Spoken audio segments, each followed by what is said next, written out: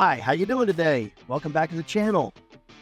Now, if you've been following along, you know I've been doing this little series about institutional investor fails, and we've targeted a lot of properties that I've sold to hedge fund corporate investors, and these properties have been sitting vacant for 2+ years.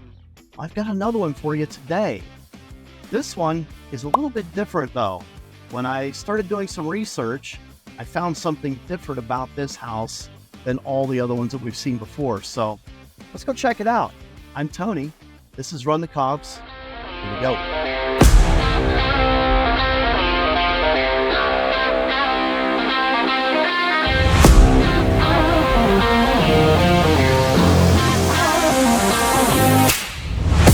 All right, so this cute little house is located in Richardson Heights. That's in Richardson, Texas.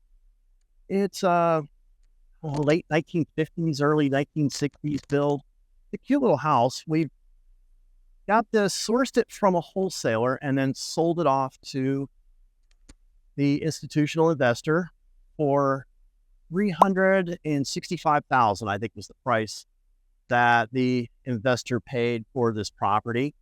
And we had an estimated ARV, or after repaired value, projected to be around $500,000, which I thought was really aggressive for this property at the time, but they insisted that they liked the house, and with a number like that, they could make the deal work. So I think around July of 2022, the investor purchased this property, had a pretty aggressive repair strategy, which included moving some walls.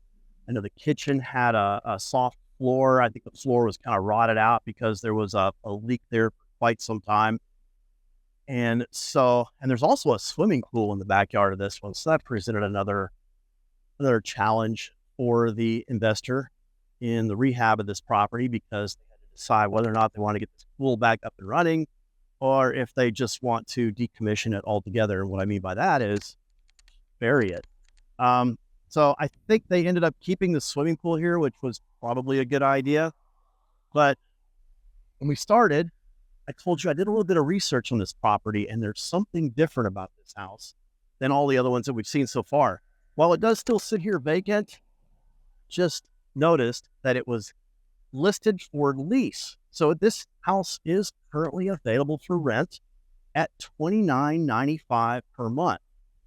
And so with that, I was able to get a lockbox code and gain access to the property. So how about we go take a tour? You may have noticed by now that they just use the same paint schemes over and over for every house that they do. I mean, it's kind of a cookie cutter approach, an assembly line type of approach to getting these properties renovated. Because if they're not out making crazy design choices, then it's easy just to say, hey, let's do what we did at the last house. So anyway, let's go in and take a look. One of the first things you might notice, this house has original hardwood floors. And so all of the hardwood floors have been completely refinished. Now, I know that there was some soft floor over here at the back door where there was some water damage. They've gotten that all repaired. I told you over here in the kitchen, same thing, that there was a lot of water damage under this exterior wall here, this wall that goes to the exterior. And the floor was very rotten underneath. So they had to pull up all the subfloor and redo a lot of that before they could even put down new cabinets and flooring in here. So again, much like many of the other houses that we've looked at, again, very cookie cutter type of renovation, a template, if you will. And the thing I do know is that I think this laundry room here was added. And if I recall, we were going to put a door out to the garage right here, but I guess they opted not to do that. And so the garage itself is not actually accessible from the inside of the house, which isn't unusual for homes in this area that were built around this time. But you could go right up to the front porch and get into the garage right there. So as we keep going through the house here, this is a 3-bedroom, 2-bath. And you can see here Again, hardwood floors throughout, all been renovated. It's clean. It's ready for move-in. Bathroom has all been redone. Brand new tub and shower stall there. Keep going down the hall. We've got another bedroom here. And then the primary suite is back this direction. And it's pretty good size walk-in closet, which is nice for a house of this size and of this vintage. And then again, other type, which finish out in the shower area, just taking the old tub and everything and removed it all, and a full stand-up shower in here. So it looks really nice.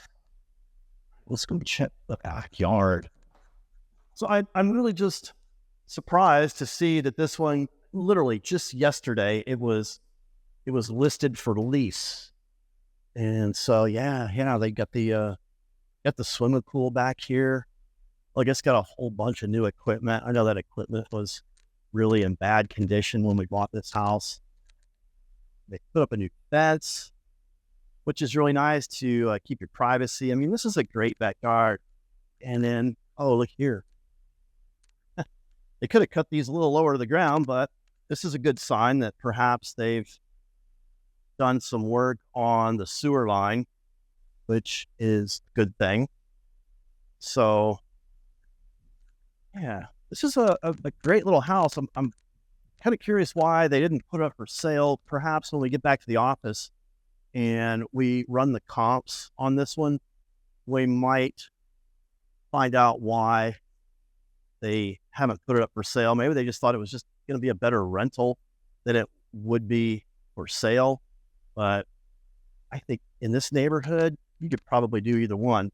It just depends on what you really need to get out of it.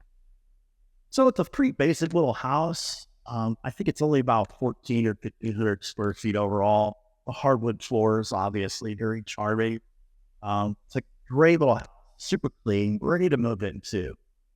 And $29.95 a month, I don't know. I'm wondering how that $500,000 ARV is looking today. So let's get back to the office, run the comps, and see what the values are today.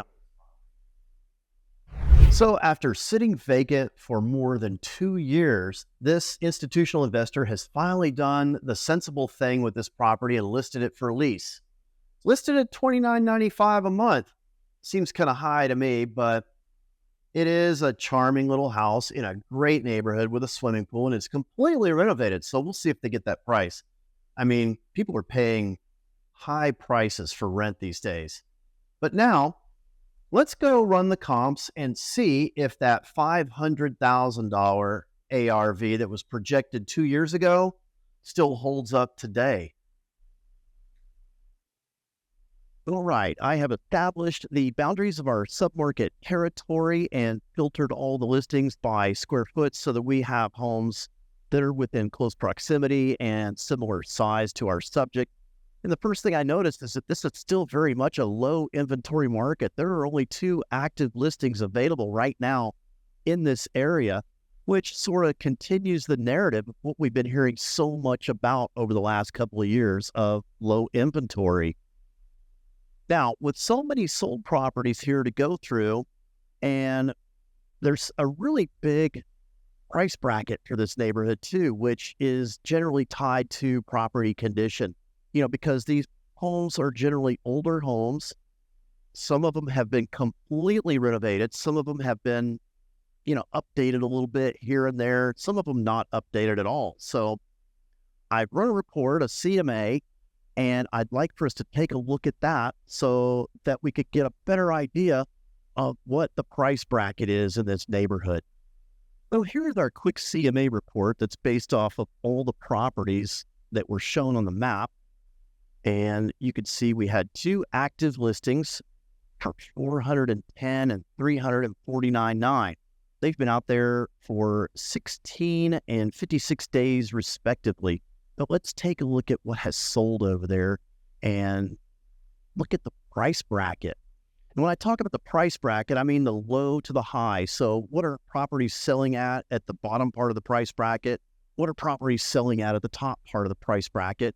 And what drives the differences in all these prices? Well, in this neighborhood with homes that are generally built in the 1950s, 1960s, you've got a number of homes in pristine condition that have been fully renovated. You've got some that have just been sort of updated a little bit here and there along the way, and some that may not have any updates at all.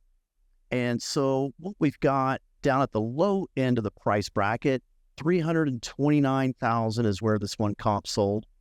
And then at the top of the price bracket, $500,000 seems to be at the very top of the price bracket. And I'm sure that house was fully renovated like our subject property. But what this tells me is that if this institutional investor was looking to list this property right now for $500,000 or more, they might have some trouble getting it sold over that $500,000 mark, because then they would be reaching for a new market high compared to what we've seen over the last 6 months.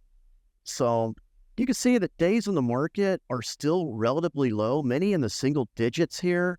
I mean, look at this. Your average days on market in this neighborhood is 10. So they could probably sell this house pretty quick, but could they sell it for the 500 or more that they really need to in order to make money? Probably not. That's probably why they've decided to lease this property rather than sell it at this time. Well, now that we know what homes are selling for over in that Richardson Heights submarket, and we know that $500,000 is really the top of the market over there, it's understandable why they would make this decision to rent the house out versus selling it at this time. But it's still a head scratcher as to why they didn't make this decision a year ago. There's no telling how long that property's been sitting there with all the repairs finished. I mean, gauging upon what we've seen with some of the other homes in their portfolio, probably been sitting there for a while. Hard to understand why they would do that. They may have a really good reason for it, but for most of us, it just doesn't make much sense why they would sit on a vacant property for so long. But finally, they've made the decision. They'll get it leased out here pretty soon, whether it's at $29.95 or some other figure, we'll find out soon. But meanwhile, we'll move on to the next one and see what else is going on out there in the market. For now, I'm Tony. This is Run the Comps. Thanks for joining us today. Hope to see you again soon.